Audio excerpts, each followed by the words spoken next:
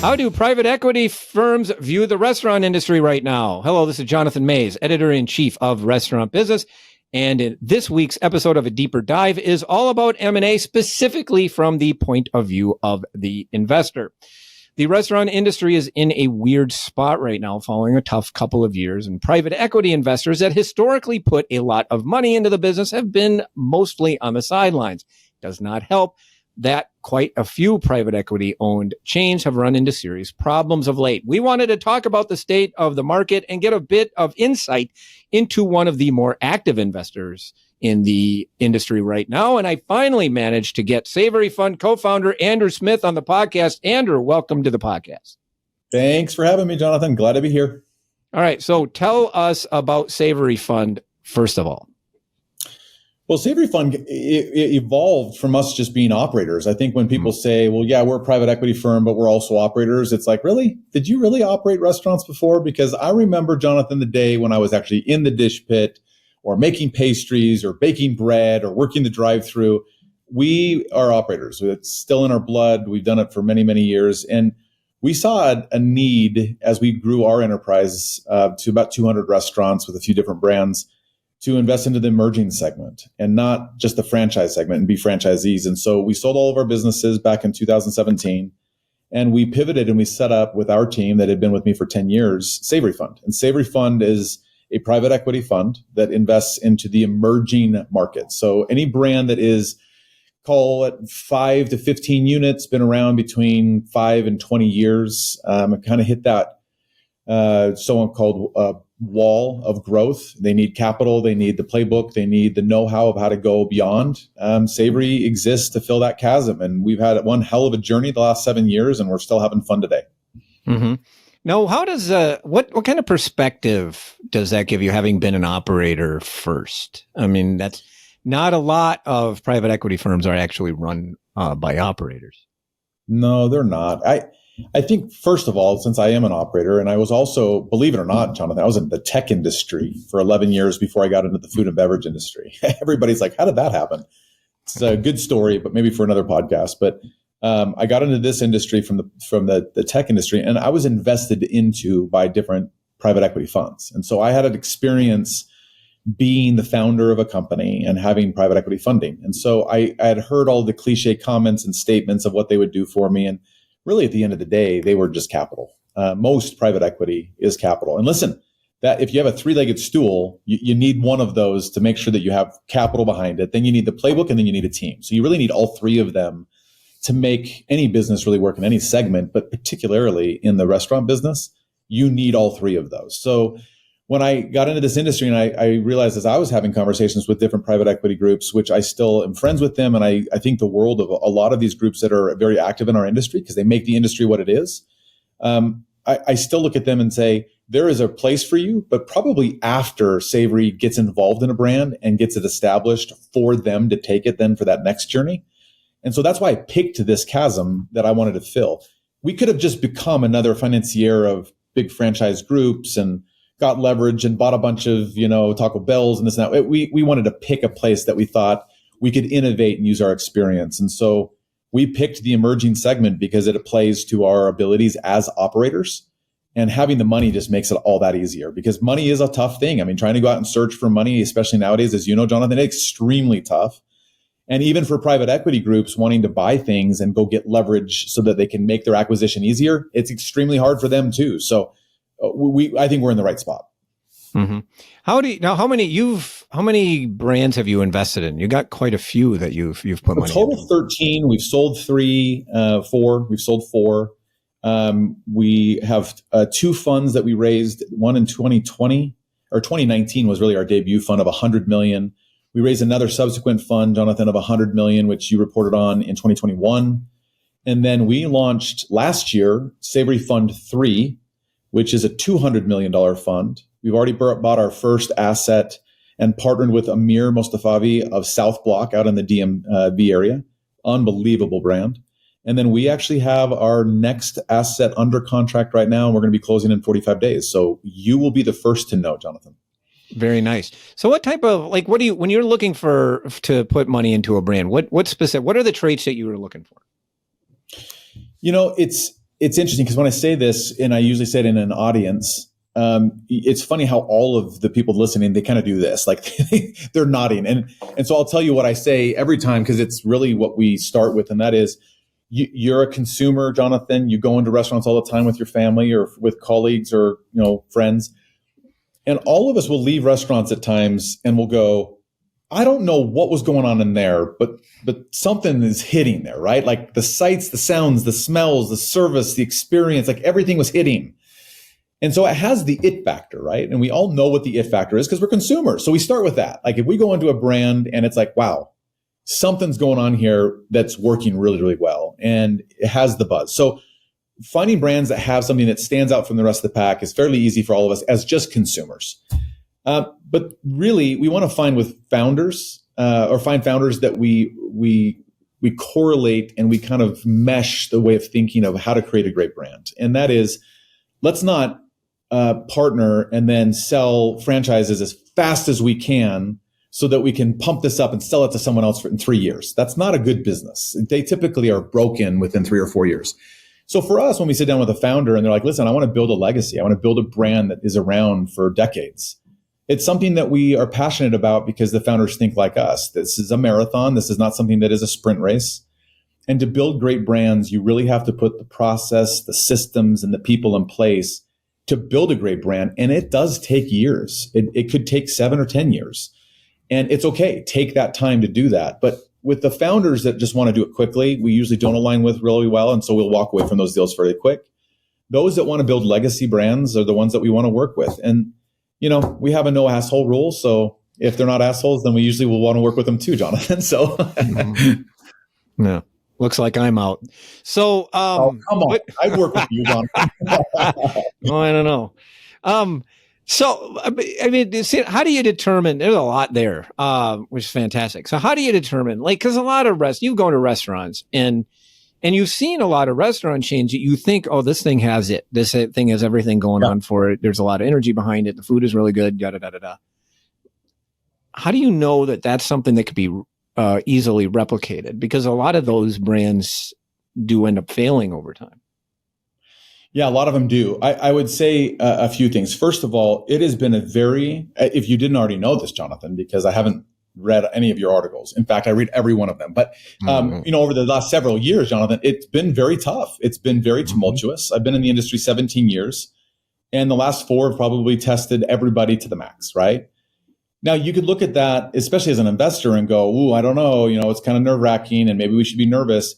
We actually think opposite. I look at that and go, wow, what a great playing field for all these great brands to be playing on, to see who is actually prevailing in these types of environments.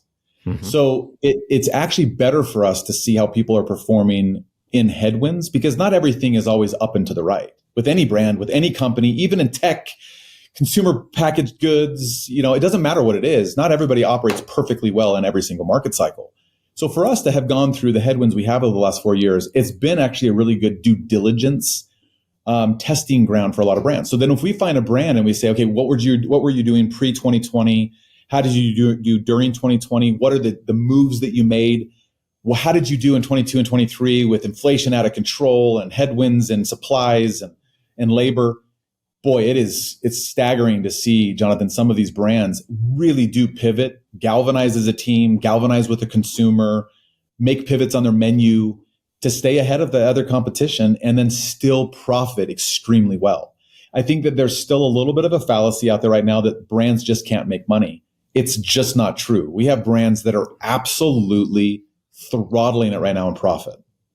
And so it's possible. We just are looking for them. Mm-hmm. I think it's a really good point. If you look, like if some of the best brands, best big growth brands right now, Shake Shack is a perfect example. Yeah. That basically emerged during the financial crisis. It did. Chipotle during the financial crisis, you could not tell. Actually, Chipotle during the pandemic, you could not tell. If you just looked at their sales numbers, you couldn't tell there was a pandemic. Staggering, right? Yeah, insane. Actually, it's actually kind of ridiculous. If brands that can thrive during difficult times like this have something, That's definitely has that it factor for sure. Well, look at what even Brett has done at Cava. I mean, you look at the brands last year, and I could probably name on my hands just 10 brands that I know of perfectly well that absolutely defied gravity. Yeah. I'm involved with a couple of them, but they just defied gravity. And then you look at what Brett did in post last year publicly to all of us, and it's like, he's defying gravity with profits going up, sales, traffic is up. So it is possible. And I think that when we say everybody is struggling, it's not true, because we do a lot of research with a lot of brands across the country, and there's a lot of brands doing incredibly well because they're using this to their advantage, right? But there are a lot of brands that don't know how to pivot or don't know how to react to the headwinds that we have right now. And because of that, you're right. There's a lot of them being taken back by banks or foreclosing or going bankrupt. They're trying to trim the tree. All of that, I think, is good, because that's kind of the Darwinian shakeout that every market has to go through. I mean, I lived through the dot-com bubble, Jonathan. If you think about that, that was like a Darwinian shakeout of bad tech companies to good tech companies. So I look at this, what we've gone through the last couple of years, and I think it's kind of the Darwinian shakeout that needed to happen.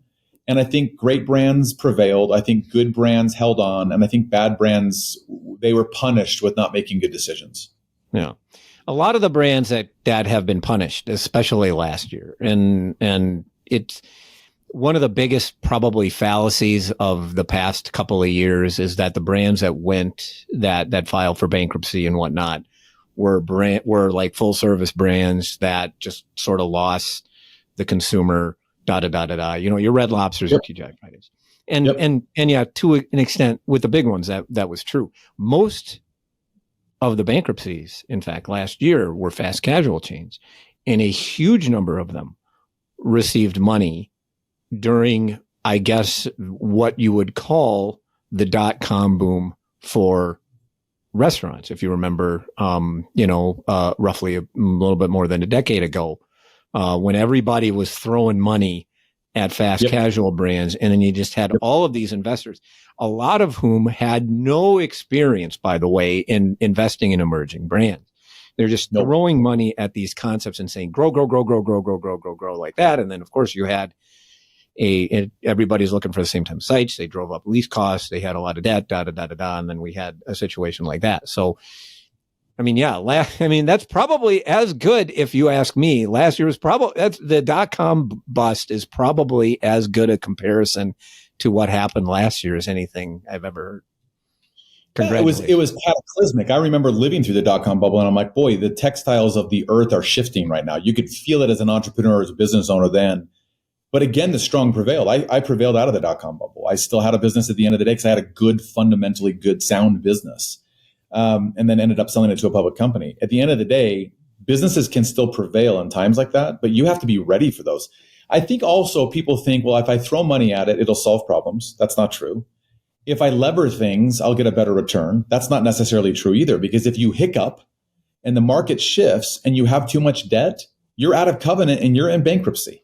So it's got to be a good balance of good business decision making, and you've got to be disciplined. And I think with Savory, during 2020 and during that whole time, I don't even like to say the word anymore because who knows how people feel about it. But at the end of the day, we had one of our best 12-month period, Jonathan, in 2020 going into 2021. And I didn't even take PPP money. We had our best, most profitable, bought 2 brands, added restaurants, shut down nothing, didn't limit hours, because we prevailed and pivoted in the face of adversity. I think that if you're prepared for things like that, because we didn't have a lot of debt on all of our brands, I slept well at night, and so did my team. And it was a time where we all galvanized together. We actually enjoyed the time working together. Now, it was horrific to see what happened in the world. I think that the harder one, to be honest with you, Jonathan, was last year, just like you said. Like an analog of the dot-com bust or even the 2008 financial crash of just it was mesmerizing. It was mind-bending how bad things were in a lot of segments in the industry. I believe it was that last year, even though last year we had a very successful exit with Bettahs. I mean, Bettahs was defying gravity. We had several buyers that were swarming around that one. We ended up selling that to Blue Marlin Partners and Tribe Capital, and they're phenomenal partners. So even in the face of a lot of headwinds last year, still had a successful exit, probably one of the only couple really good pure play exits in the industry last year. It wasn't distressed. It wasn't bankrupt. It wasn't consolidation. It was a nice growth multiple, juicy, profitable business in the middle of all that hell. So I just think that you try to buy brands that can withstand that headwind and be ready for anything. And that's kind of what we look for at Savory. There were a very small number of those types of exits last year. There were a very small number. Yes, they were. It did not happen very often, and they usually all fell under the same category. So let's talk about that exit for a minute. How did you know that this was the right time to exit? Is it Bettahs? Why? How do you? What about it that said, all right, this is the time? Because you're saying you don't have a traditional timeline. You just exit when the brand is ready. So how do you know it is? Yeah, ready can be any time. Meaning the business could sell in 3 years, could be 5 years, could be 7 years. For us, it's really about what the business needs and the trajectory the business is on. So with Bettahs, we've been pretty consistent about adding, 7 stores, then 9 stores, then 12 stores, and then now 15 stores. And even though you have a business that has a really strong core, really is profitable, that business was incredibly profitable, still is today, and kicking off a tremendous amount of EBITDA that is able to self-fund a lot of the growth. You still need extra dollars of invested capital through either debt or us to continue that trajectory, 30% growth on the base. We get to the point at Savory where it's like, well, we would love to hold on, but we have outgrown our capacity at this size of business, right? Now, everybody's like, well, why don't you just grow and add bigger and bigger and bigger funds around Savory? Well, then it would break my model, right? Like I would be too big of a private equity firm and I'd have to write too big of checks. And then I couldn't look at emerging brands like Bettahs when it was 6 units. Well, we got it from 6 units to 56 units when we sold it. And we just opened up store number 61 last week or whatever. But I knew that to keep that trajectory, the business was going to need a new round of capital to keep that trajectory going. So that would be number one. It outlives our capacity as Savory. And then the other thing is that we were into that 6 years. So, the brand was 6 years old under Savory's tutelage. The founders, myself, our LPs in our fund said, it's probably time, if we have a fair price, to get the business what it needs and then to get liquidity for investors. Because at the end of the day, that is my job, Jonathan, is to invest capital and to get a good return. And it was a tremendous return for us. It was a great deal for the buyers. And already we're seeing the value of that go up and to the right just because of how it's doing even in today's market standards. So that's when we knew it was the right time, is that it just needed more life and it was the time to transact. Mm-hmm. So, excellent. So you're still bullish on the restaurant industry from an investor standpoint? Oh my gosh. Not only bullish. I mean, I'm going to put another $250 million into the restaurant industry over the next couple of years, right, Jonathan? Like we're raising 200 million. We've got about 150 million raised. Bought one brand in South Block. We're going to grow that tremendously well out the DMV area. In fact, South Block has better economics than anybody in that segment right now. So we're extremely bullish on that brand. And then the other one that we're buying right now, extremely bullish about the growth capacity of that one and scalability of that one. We have got a full pipeline right now. Believe it or not, full pipeline of phenomenally tremendous brands doing it extremely well. And I think that are very disruptive in the segment that each of them play in. One of the things that we're watching and we've watched happen over the last 5 years, really specifically, is there's a tremendous amount of wallet share going to these new emerging brands. We all know it. We see them kind of coming away from some of these large, dilapidated brands that you and I grew up eating at, when we were younger kids. And they're not doing enough to reinvent themselves. And so those dollars are going to the emerging brands. We see it, we watch it. And I think that that's why it's a pretty interesting segment to be in. And I don't think there's a lot of people in it. When I say a lot of people in it, it's because it actually does take some skill. It's difficult. And it takes some risk, right? All investment takes risk, but it takes some risk to take a brand that's got 6 or 8 units and try to get it to 40 or 50 units and continue to prove that out. The one thing I will tell you, though, is that Savory, it's in our playbook, traditionally, to get it to the point where it's growing to that next chapter, to sell it to a new partner, but to stay in. I still sit on the board of Swig. So glad that we, kept a large portion of that. We're still minority investors in that. Sit on the board, and that thing's defying gravity right now, Jonathan, and is continuing to take over the beverage industry by storm. And same thing with Bettahs. We kept a nice little minority piece. I sit on the board, and I'm excited to see what we can do with that next. If I was not bullish on this industry, I would have sold 100% of my position on both of those brands, and I would not be raising a fund 3. But I think when there's a barn fire, I usually run into the barn with a hose versus run away from it. Right. Is this again, more to unpack there, but like, so you don't have any interest in getting bigger funds, because you obviously have an investor interest in Savory Fund, but you don't have any interest in targeting these bigger folks, and you just want to stick with the emerging concepts.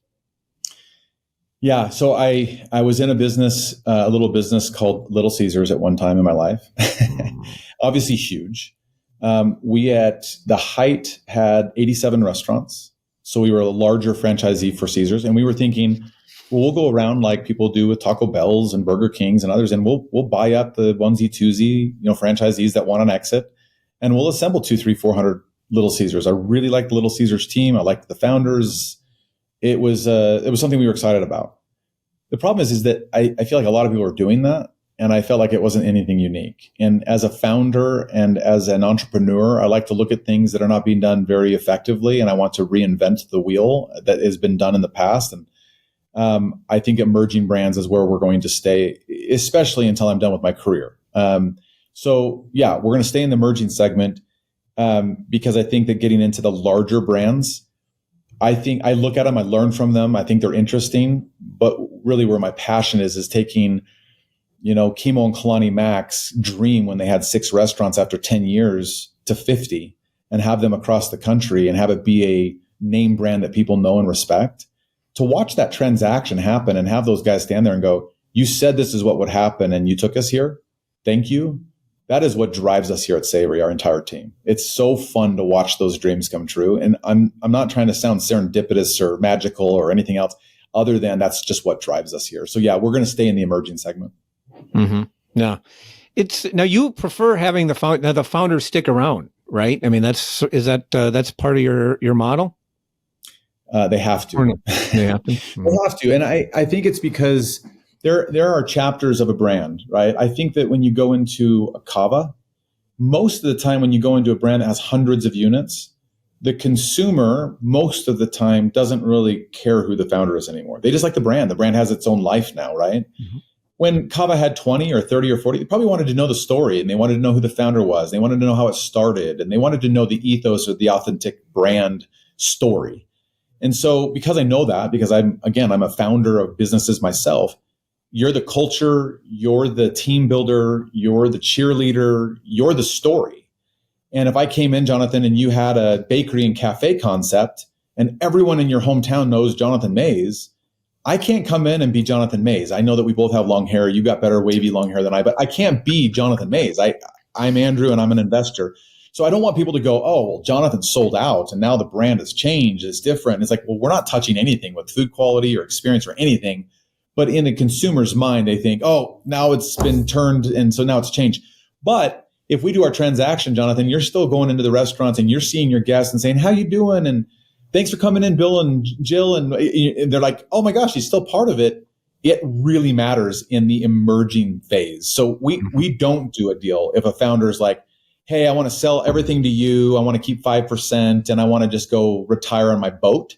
We're like, you go do that with someone else. I hope you get that done. We wish you the best, but we don't do those deals. No, founders matter. I mean, they can't always. I certainly wouldn't want all of them necessarily running a larger restaurant. Not all of them can do it. No, for sure. But but they care. The one story like Jersey Mike's, like, oh my God, and Peter Can't-Grill. Yep. And I don't know if you saw the reaction that consumers had when Blackstone was buying. I don't think I've ever seen anything quite like it. Everybody's like, oh, that's it. It's ruined now. I mean, that's literally what people thought. Yeah. People did not like it. I made a chart that just was one color. It was a circle. It was a pie chart, one color with a circle. And it said what people think about Jersey Mike's sale. And it was 100%. It sucks. So nobody really liked it, which this also tells you, sort of the reputation of private equity firms at the moment. Yep. That, and I mean, but they want to know that the founder is there. And if anything that goes wrong, by the way, with Jersey Mike's from now on, they're going to blame both of them, them and the private equity, though. They're going to blame the founders being a sellout, and they're going to blame the buyer. Absolutely. Yeah. But I think it's also because Peter did such a good job at marketing that business, though, Jonathan, as a business that he founded and he grew and that he was still involved. And if you tie the founder to the business so tight that there's no separation between my sandwich and Peter, then when things like that happen, you get that visceral response. But you look at Danny, with Shake Shack, he did a pretty good job at establishing Shake Shack as a standalone brand, and it didn't have to have his face behind it the whole time. And honestly, right now, you go into a lot of Shake Shacks in new markets where they're scaling. I bet you people don't even know who Danny Meyer is, right? Like they do in New York or up in the Northeast. They probably don't anywhere else. People probably just go, oh, this is that really cool, hamburger brand in New York that came out of there. And that's great. So I think that you have to have the founder involved during the merging. I think as you get bigger, you do have to be careful of having the brand be who you are. Like you can't be the brand. The brand has to be standalone. Yeah. We could probably sit here and talk about a number of examples of brands that were really connected with the founder. And then that founder went away, and then it's just really been hard for that brand to really evolve beyond that. It's happened time and time again. It's that's kind of a key challenge, I think, especially for the companies that you're investing in. That's why when we purchase the brands and we buy a majority and the founders stay in with us, of course, and they learn a lot along the way. I tell them, like, this journey you're going to learn so much this next chapter that you did the first chapter. The first chapter was all about evolution and testing things and trying and building a culture and building a brand that people loved. Now, the scalability portion of it is you got to keep all of those makings of the brand the same as we go into new markets. And the way we do that is doing more of what we already did. So we hold them to the brand. We have them involved. They get to pick the part of the business that they're most passionate about, and then we help do the rest because Savory, we're operators, so we work with them with our team of 80 here at our office. And what happens is that when we sell them off too, we tell them you need to roll some of your equity and be part of even the third chapter now, where we're going to hundreds of units across America because it matters that you're involved. And so far, all the founders are like, yeah, totally get it. So they've all rolled. They're still involved with us now for the next chapter because I think it's that important. So you and I are seeing eye to eye that the founders are crucial to this. I don't think you just buy them out and kick them to the curb because something does change. Mm-hmm. Yeah. They care. Andrew, this was great. I really appreciated you joining me this week on the podcast. Absolutely loved it. Always. Let's do it again. And that should do it for this week's episode of A Deeper Dive, which was edited, as always, by Spoons, artwork by Nico Hines. You may find this and other episodes of the podcast on our website at www.restaurantbusinessonline.com/article/deeper-dive, or you may subscribe on Apple Podcasts or Spotify. I'm Jonathan Mays, your host, podcast producer, and the editor-in-chief of Restaurant Business. Thank you for listening.